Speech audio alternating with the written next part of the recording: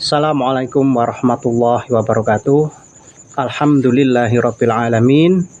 Saudara-saudaraku sebangsa setanah air, alhamdulillah kita oleh Allah pada malam ini masih diberikan nikmat iman, nikmat sempat, nikmat dijauhkan dari segala macam malapetaka, sehingga kita masih bisa bertemu dalam keadaan sehat walafiat.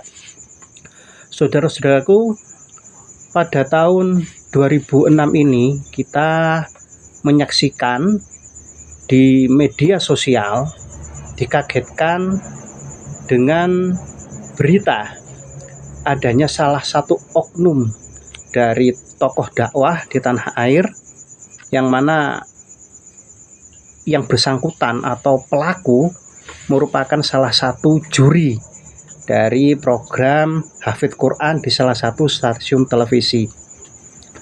Menurut pengakuan para korban, juga para saksi dan tim-tim yang mendampingi kasus para korban tersebut, bahwa perilaku gay, pelecehan seksual sesama jenis yang dilakukan oleh mubalik tersebut itu dilakukan sejak tahun 2001, dan pada waktu itu rekan-rekan beliau sesama mubalik, sesama dai sudah melakukan teguran, ya, dimana pada waktu itu yang bersangkutan berjanji untuk tidak mengulangi lagi. Dan ternyata pada tahun 2026 diulangi lagi, korbannya mencapai 5 orang dengan iming-iming akan mendapatkan beasiswa sekolah ke Mesir, ya. Bukan itu aja, pada tahun 2026 ini masih beberapa hari kemarin juga media sosial dikagetkan dengan kasus pencabulan yang dilakukan oleh seorang kiai dan putranya di daerah Trenggalek, di mana kasus pencabulan yang dilakukan kepada para santrinya, tepatnya beberapa santri. Ternyata setelah diusut, kedua pelaku tersebut pernah dipenjara selama 9 tahun dengan kasus yang sama. Dan ternyata di tahun 2026 ini mereka lakukan lagi. Ini menjadi sebuah keprihatinan bagi kita, ya. Ini bukan berita untuk mendiskreditkan dari dakwah Islam itu sendiri, sama sekali tidak. Mungkin di luar komunitas muslim kasus yang sama pun juga banyak. Ini kasus yang sifatnya kita pandang kasus universal saja, tentang kejahatan perilaku LGBT, gitu aja. Menurut penelitian yang dilakukan oleh LSM, disebutkan bahwa populasi gay LGBT di negeri ini semakin meningkat dari tahun ke tahun. Bahkan beberapa lembaga survei itu atau lembaga riset sudah merilis, dan mereka mengatakan bahwa Indonesia adalah salah satu negara dengan populasi LGBT nomor 5 terbesar dunia. Ya, ini sangat mengagetkan kita. Beberapa data yang berhasil saya himpun dari beberapa riset yang dilakukan oleh LSM, di Indonesia, di daerah Jawa Barat terdapat 320.000 orang komunitas LGBT. Jadi sebanyak 320.000 orang yang mereka merupakan pelaku LGBT. Kemudian di Jawa Timur sebanyak 300.000 orang yang merupakan pelaku LGBT, dan pada penelitian tersebut dikatakan Surabaya sebagai sentral.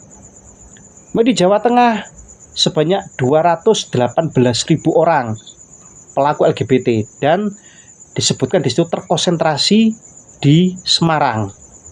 Juga di daerah DKI Jakarta sebanyak kurang lebih 43.000 orang yang mereka itu merupakan pelaku LGBT, dan di daerah Sumatera Barat kurang lebih 18.000 orang pelaku LGBT.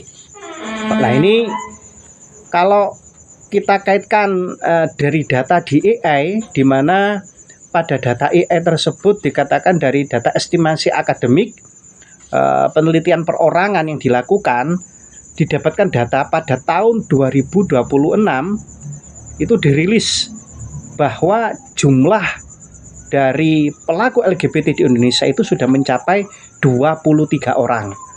23 juta orang. Ini ya. Ini angka yang tidak sedikit tentunya. Ini sangat memprihatinkan bagi kita semua.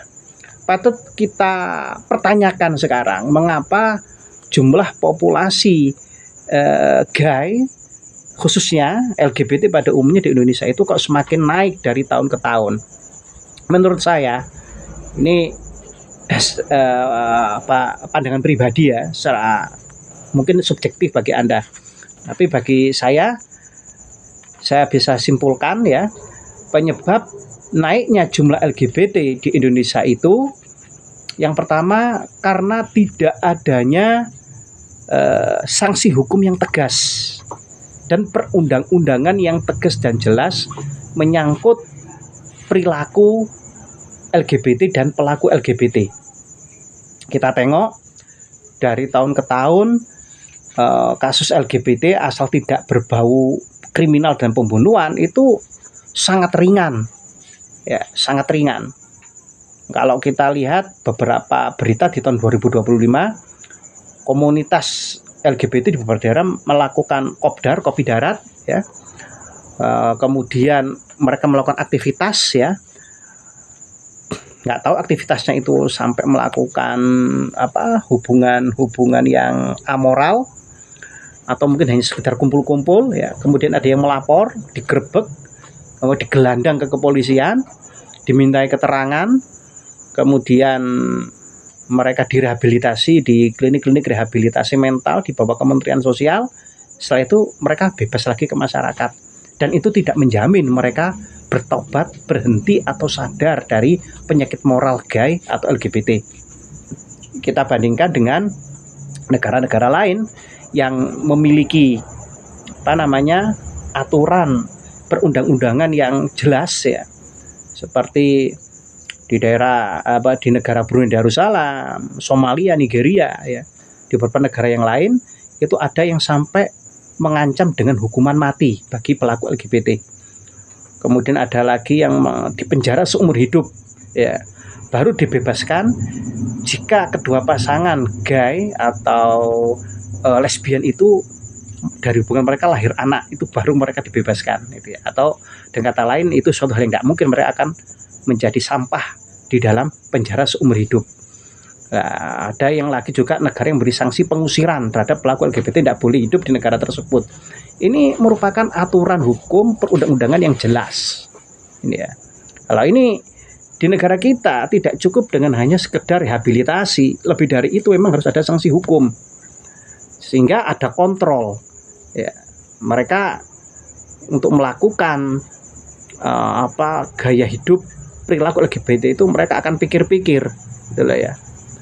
Karena selama ini mereka terang-terangan. Kita lihat aja di akun-akun media sosial, mereka terang-terangan, mereka terang-terangan, mereka punya komunitas, mereka punya grup di media sosial. Ini. Nah, diharapkan dengan adanya payung hukum yang tegas, perundang-undangan yang tegas melarang perilaku LGBT, gaya hidup LGBT, maka di negara kita akan lebih aman dari hal tersebut dan lebih terlindungi untuk masa depan anak-anak generasi muda dari pengaruh LGBT.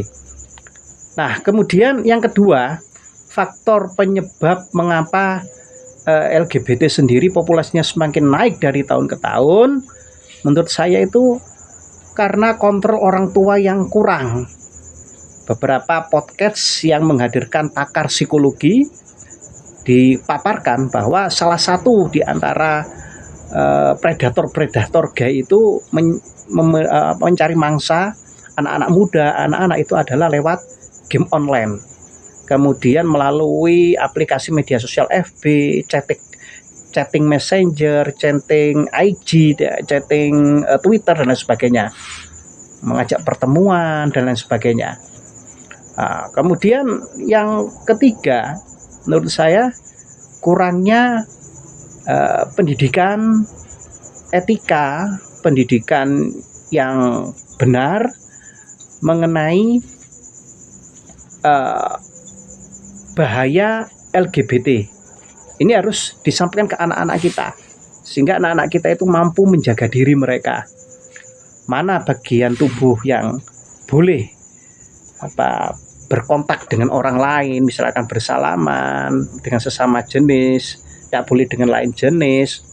Bagian tubuh mana yang tidak boleh disentuh oleh orang lain, itu ya. Perilaku pergaulan yang bagaimana yang diperbolehkan, mana yang tidak diperbolehkan, menyentuh bagian tubuh dan lain sebagainya, itu penting diberitahu sejak dini, sehingga diharapkan anak-anak kita, generasi-generasi kita itu bisa menjaga diri. Ini.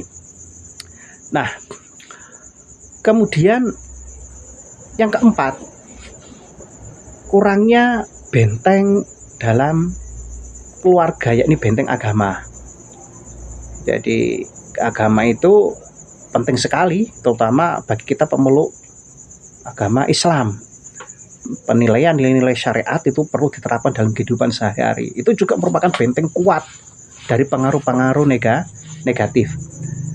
Kemudian kalau nilai-nilai agama di dalam keluarga itu tidak diterapkan, bisa dipastikan akan mudah jebol dari pengaruh-pengaruh LGBT atau dijadikan mangsa dari predator-predator dari kalangan LGBT yang mereka akan memangsa dari keluarga kita. Na'udzubillah. Nah, dari sini kita juga punya keinginan ya agar negara itu lebih serius dalam penanganan masalah kasus LGBT ya. Karena dampak dari gaya perilaku LGBT itu tidak hanya merusak perilaku dari pelaku sendiri, tetapi juga akan menimbulkan kehancuran ya, bagi korban-korban, kemudian keluarga, tatanan masyarakat, dan bangsa dan negara untuk periode-periode yang akan datang. Bisa kita bayangkan misalkan generasi yang saat ini 50% saja terpapar LGBT, hancur negara kita untuk 20 tahun yang akan datang. Nah, ini menjadi renungan bagi kita semua ya. Semoga pemimpin-pemimpin kita ya, pemerintah, kemudian DPR untuk bisa mengesahkan ya undang-undang tentang LGBT itu dan payung hukum, sanksi yang tegas dan keras terhadap pelaku-pelaku menyimpang dari lesbian, gay, biseksual maupun transgender. Ya, mungkin ada beberapa orang yang akan mengatakan bahwa ini melanggar HAM dan sebagainya. Sekarang dengan adanya payung hukum, kita lihat sekarang akan lebih melindungi masa depan bangsa dan anak-anak kita. Sangat besar bahaya yang diakibatkan oleh perilaku LGBT. Sangat besar bahaya yang diakibatkan ini. Sehingga kita itu dengan adanya payung hukum ya akan memberikan jaminan dari negara terhadap keamanan masa depan anak kita dan masa depan bangsa kita, keberlangsungan bangsa kita. Dan juga yang merupakan bentuk dari penyebab naiknya populasi dari pelaku LGBT tidak lain adalah sikap masyarakat sendiri yang acuh tak acuh, malah banyak dijadikan tontonan. Coba kita lihat pada hari kemerdekaan, karnaval 17-an, mereka ngundang bencong dan lain sebagainya untuk tarian, untuk lucu-lucuan. Itu kan sama saja dengan mengakui eksistensi mereka.